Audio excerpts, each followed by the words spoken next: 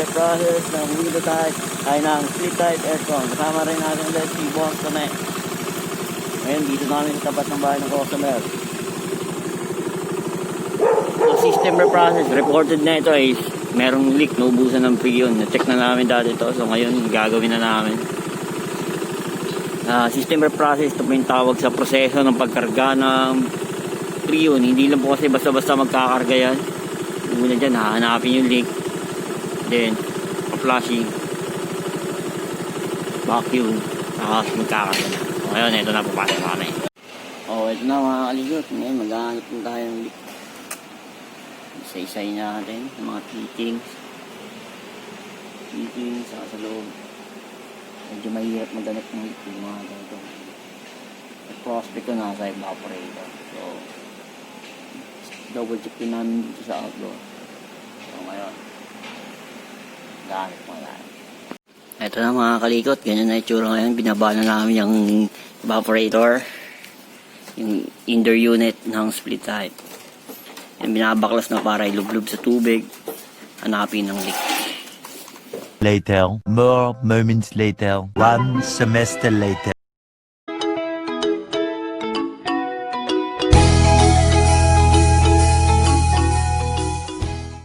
Ito na mga kalikot, binabalik na ni Boston eh. Yan, may bago tayong subscriber, kuya. Kaway. Ako kasali ako dyan, ha? Naka-assemble na lang ulit balik. Video na mamaya pagka mandar na. Hours later, 3 hours later. Can you move it along? Na mga kaligat, nabuo na sa ngayon, i-vacuum na namin. Dito Clem, pinagagawa oh. Mga kaligat, habang nagbabacuum tayo, may pinarepair sa atin ritong electric fan. Yun, tinester ko. 1, wala. 2, wala. 3, wala.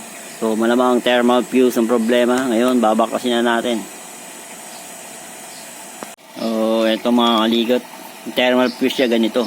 Ito, thermal fuse 2 yan. Itetesteran natin yan kung okay ba. Nakapahawakan natin yung video.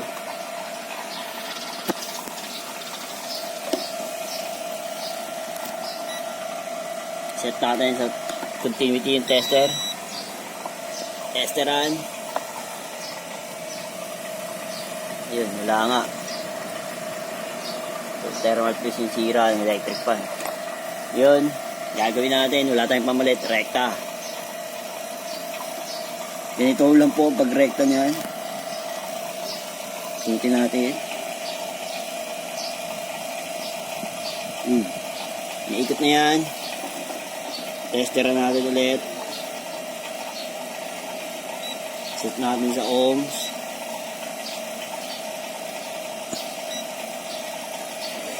Yun, meron na. Gumana na? Meron na. Yan mga kalikot. Meron na. So pwede na yung isaksak. Pero syempre check natin yung bushing. Baka mamaya yan yung dahilan kung bakit Galing eh. trip yung thermal fuse. Mamaya. Kaway naman po sir. Bago natin subscriber yan. Galing ah. Ayan po. So medyo matigas nga. Matigas yung shafting. Kaya nag-trip yung thermal fuse. Dahil mo talagang alam mo. Ganda yun, para wag masira yung ano ko, bibil paggawa ko rin sa'yo. Asahan yun. Medyo matigas yung shafting niya, mga... Dito mo nakikita siya? Tinitester ko niya. Buti may mga ganyan nga, no?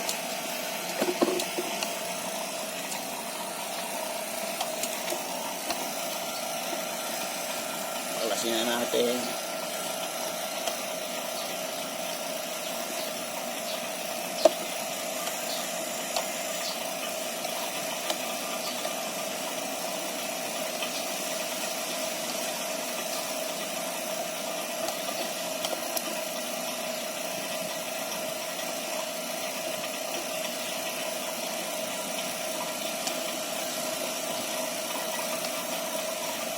Habang nagbabacuum po, may ginagawa kami electric fan, pinaayos.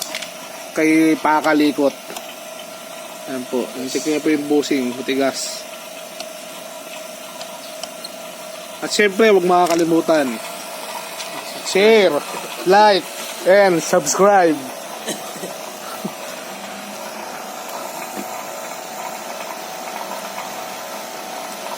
Dumami yung viewers mo. Habang binabacuum po namin, nagbabacuum kami sa aircon. Sa YouTube, YouTube, kung anong umabot na kami ng 100. Siguro mga 100 like and share. Yan po, yung mga gamit namin. Yan po. Dito kami sa Green Hills. East Green Hills. Dami pa lang ano nun.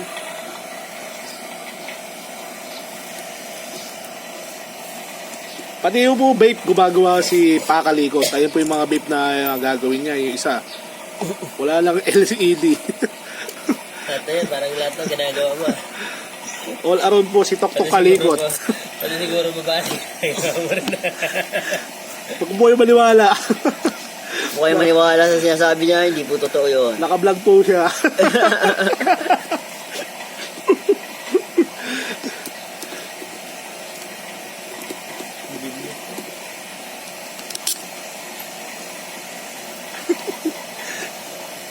Pati po si ma'am, niloloko kami.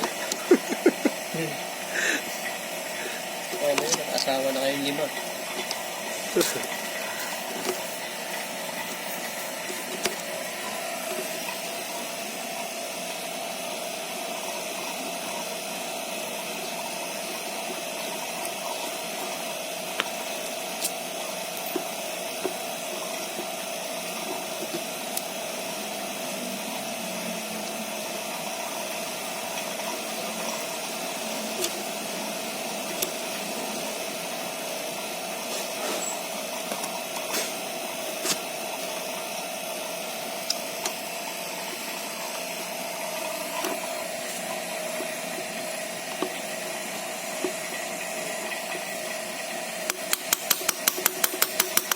Ay, kubos na.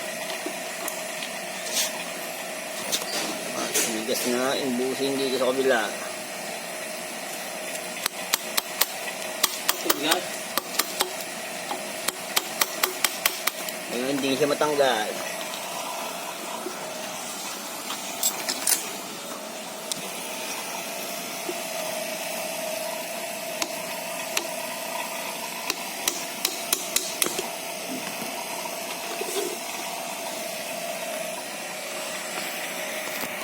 Mga kalikot, tigas na ng bushing kaya pumutok yung thermal fuse. Sobrang tigas, hindi ko mahugot. Kailangan natin lagyan ng WD-40 o di kaya langis. Wala. Ngayon wala tayo niyan, wala tayong dala, hindi tayo napag-prepare. Patayin ko muna. Ito na mga kalikot, babalik na natin. So, ang problema niya tumigas sa bushing dahil sa dumi. Pero niliyaw na yung shafting niya. So, ngayon wala na po yung tama. Dumi lang talaga. Kaya nag-stop. Ngayon, babalik na natin.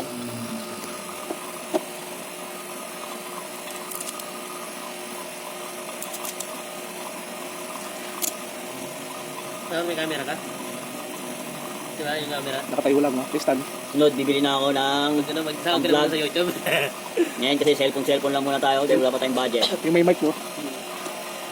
Di ba yung mga yung Kapag dumami na yung subscriber at may sahod na tayo sa YouTube, saka tayo bibili na. Wala, mura oh. Tignan lang. 5.2. Pero wala na siguro ito ngayon. May mahal ng bike ngayon. Balik natin yung mga tornilyo. Mantok. Antok. Tulog. Mga kalikot ngayon, ligpit na. Testing off. Saka pagka ganyan-ganyan lang. Pag nag-align. Alright, okay na. Right.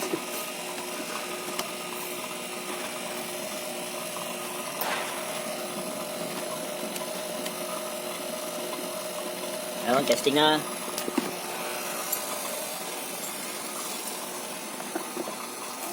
Ba? Ayun Yan na mga kalikot, gumagana na. Number 2 yan. Number 3. Number 1. Yan, pwede na natin buuhin ulit. Ayun naman, gamit mo na ito para makita talaga yung likod. Yeah. Buuhin na ulit. Gusto dumi lang pala yun, ano? Ako magpaayos ka rin sa labas ng, mahal ng bayan. 150. Hindi. Minute 37 seconds later. One debt to society later. One pair of Ano po? Mukhang dive po ulit. Pinabalik na. Marami ka naman may legs. Shirt.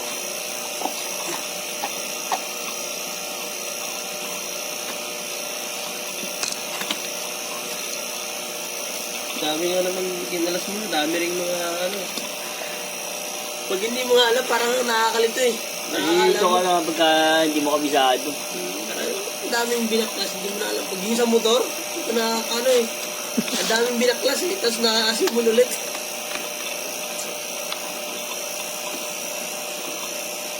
Mga kalikot, testing na ulit. Buo na.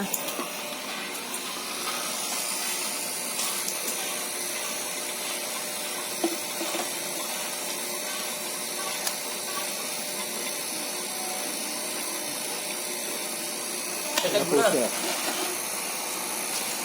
Ayun na po. Magalo na po. Gumagalo na po siya. Mas malakas po ang ikot ngayon. Ano po? Ayun, nag-electric na lang dito na, nainit. Oh. Patapos. Mag-ano ka na? Mag-ano ka na? Oh, patapos na. Hindi, hindi pa tayo tapos sa Dito sa electric fan. Hindi, kasama yan sa vlog. Ayan po, ginagamit na po namin siya. Para mas lalo nakakantok. Ngayon, tapos na tayong vacuum. Pinaasok na ako. Patayin yung vacuum. Nakasarado dapat yung gauge. Lipat natin sa pre-fuel.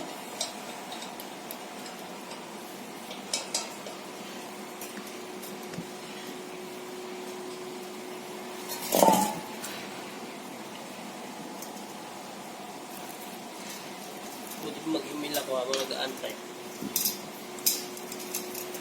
Yan, buksan yung pre-fuel. Tapos purging.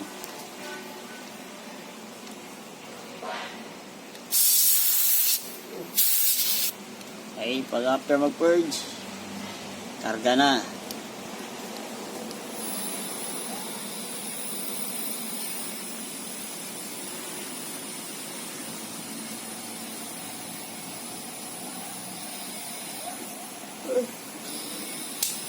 Lalagay tayo initial charge, siguro mga 100.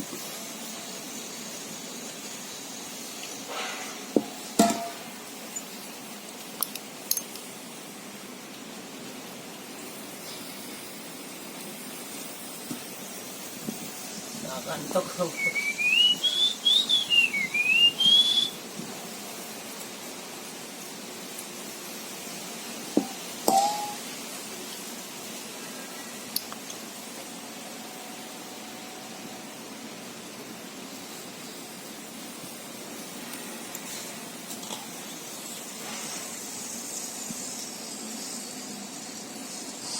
After sa na, pag ano nga na, Papandar na ito pagkatapos maglagay ng initial.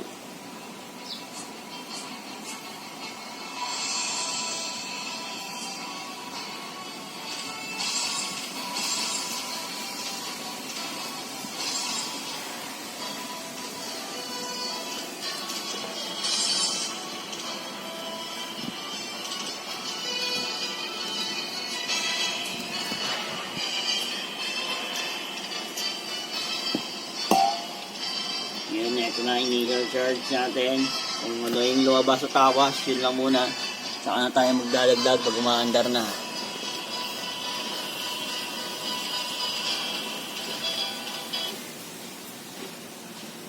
Balance pa.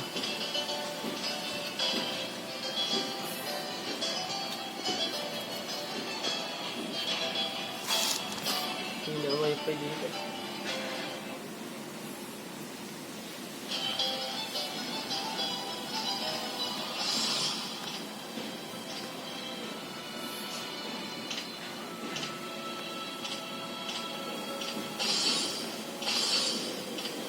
ayan.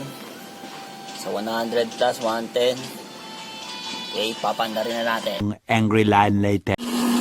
Ito mga kalikot, tumaandar na ngayon ang ating system reprocess. Ngayon ang pirahe niya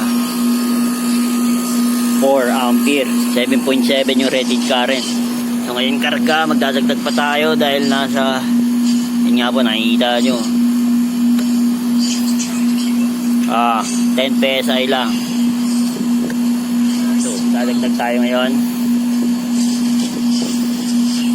So since ito R22, kailangan 60 to 70 PSI ang karga natin.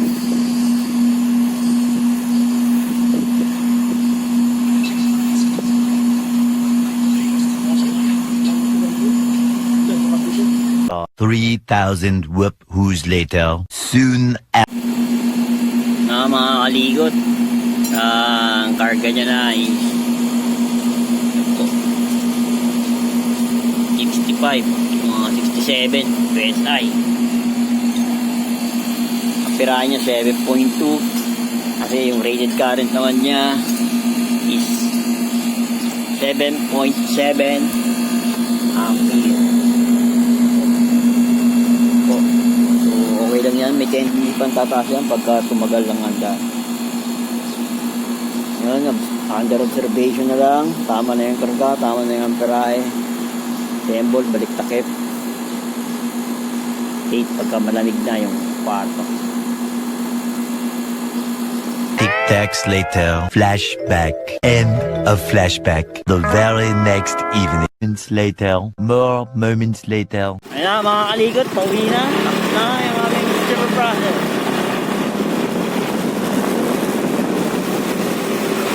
Like and subscribe sa aming YouTube channel. Salamat, God bless. Yes, sir. Yo, sobrang totoo. Tingin nyo sa akin kontrabida kasi ang dami na nilang pabida. Mali lang ang napapansin, mga purista. Pagkatao ay tinago, kala mo artista. Di ako nakinig, Yeah. di ako naniwala sa mga utak talang